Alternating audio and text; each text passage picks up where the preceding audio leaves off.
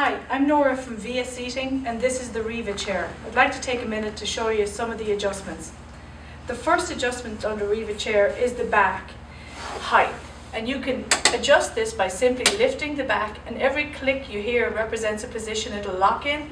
To reset, you lift it all the way to the top position and it'll move back down into the bottom, and you can reset and start all over again. Every click represents a position where it'll lock. So, when you sit in the chair, to adjust it from the seated position, you simply lift it and then find the position where it feels good, and it'll lock in position right there. And that feels good for me right there. Next adjustment is height, and the overall height is here. You can increase or decrease the height by just pulling on this paddle. This feels good for me in terms of you want your knee slightly lower than your hip, so you can open up your hip spine angle so you're not restricting circulation throughout the day. And that gives you the opportunity to have better movement as well in the chair. You can increase or decrease the resistance on the back when you're pushing back in the chair as well. And that's adjusted here.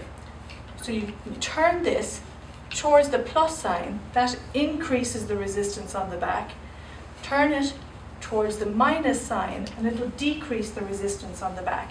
And you want to maintain movement that's easy to activate. In other words, you don't want to be fighting it or having a lot of resistance in the back, and you don't want to feel like you're being projected out of the chair either. You want to feel naturally buoyant and feel like it's easy to move. So that feels good right there. There's another adjustment on this side, and that's the seat depth adjustment.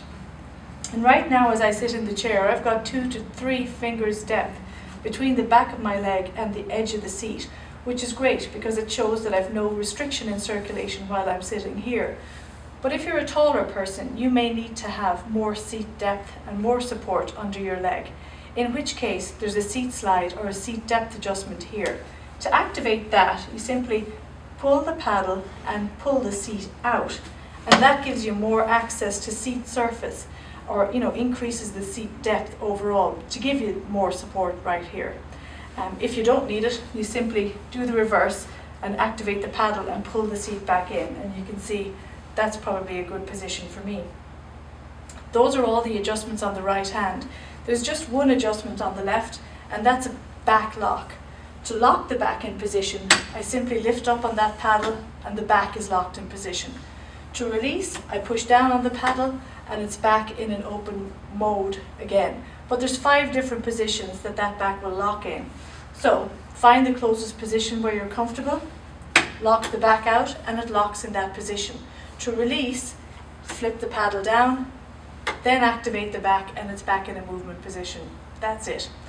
There's also height adjustable arms on this chair. So you've got height adjustable arms here, but also a rotating arm cap.